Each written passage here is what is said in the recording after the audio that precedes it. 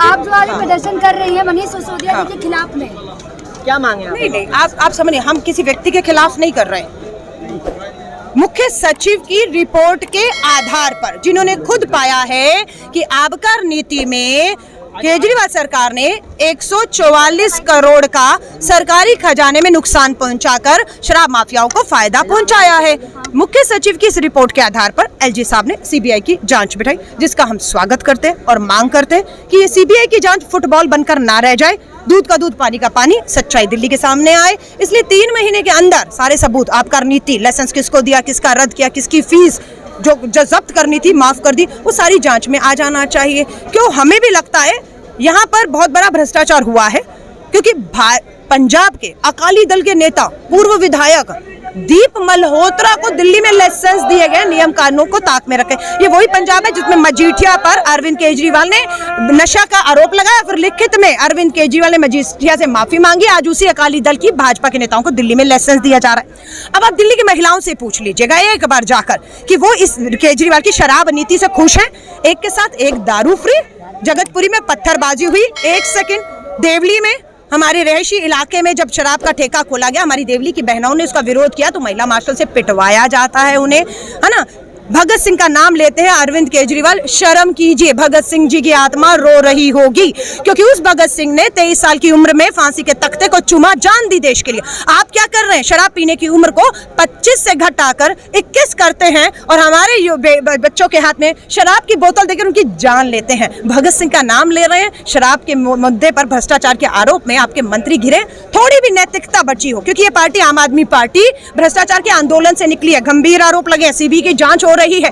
नैतिकता बची हो तो मनीष सिसोदिया को तुरंत इस्तीफा देकर जांच का सामना करना चाहिए। मैंने सुन लिया आपका सवाल, जांच बिल्कुल कांग्रेस पे हो रही है, स्वागत कर रहे हैं। हमारे नेता राहुल गांधी जी 5 दिन 55 घंटे 75 साल की उम्र में कांग्रेस की राष्ट्रीय अध्यक्षा, सांसद, ईडी में गई हैं, दोबारा 26 को जा रहे हैं, सामना कर रहे हैं। लेकिन हमें यह लगता है कि भाजपा अगर सीबीआई, ईडी, संवैधानिक संस्थाओं का दुरुपयोग कर रही है तो हमारे जैसा कार्यकर्ता सड़कों पर लड़ रहा है। लेकिन अरविंद केजरीवाल, आपके स्वास्थ्य मंत्री सत्येंद्र जैन को 1.5 महीने से ईडी ने बिठाया हुआ है। आप और आपका कार्यकर्ता सड़कों पर क्यों नहीं है? अगर आपको लगता है ईडी गलत कर रही है, आज सीबीआई अगर गलत कर रही है, तो आप सड़कों पर क्यों नहीं निकल रहे हैं? क्योंकि आपको पता है दाल में काला है। और ये जांच अगर भाजपा ने ईमानदारी से होने दी तो ये मील का पत्थर साबित होगा, दिल्ली का केजरीवाल बेनकाब होगा।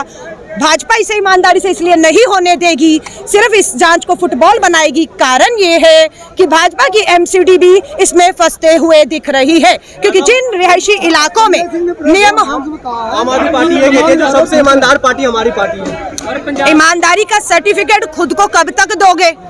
ईडी में आपका 1.5 महीने से स्वास्थ्य मंत्री बैठा हुआ है ना।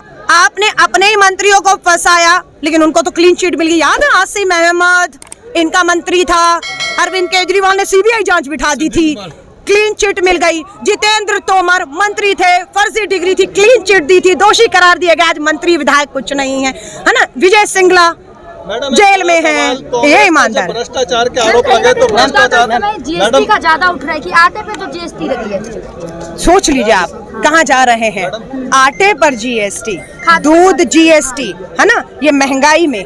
और इनके भाजपा के नेताओं को लगता है ये कोई मुद्दा है ही नहीं है। कहीं ना कहीं ये महंगाई का मुद्दा भटकाने के लिए तो नहीं हो रहा ईडी का? नहीं, मुद्दा जितना मर्जी भटका दें, अब ये लोगों को तय करना है कि उनके मुद्दे क्या हैं और किन मुद्दों पर। हम संसद का सत्र चल रहा है, हम सड़क का रास्ता नहीं अपनाना चाहते, मजबूर किया जा रहा है। हम सदन के रास्ते से लोकतंत्र की आवाज उठाना चाहते हैं। हमने अग्निपथ पर चर्चा मांगी, हमने जीएसटी के बड़े दामों पर चर्चा मांगी, हम लोगों ने बेरोजगारी, महंगाई पर चर्चा मांगी, पर केंद्र की सरकार हर बार सदन स्थगित करके भाग रही है। चर्चा जब सड़कों पर नहीं होगी तो देश की जनता सड़कों पर निकलने पर मजबूर होगी। और हम नहीं चाहते हैं कि भारत में वो हालात पैदा हो जो श्रीलंका में बने हुए हैं, क्योंकि वहां पर लोकतंत्र की आवाज को कुचला गया और वो आज संभल नहीं रहा है। यहाँ अगर लोकतंत्र की सर्वोच्च इकाई संसद में चर्चा नहीं होगी तो लोग सड़कों पर उतरेंगे और हम उनकी ताकत बनेंगे।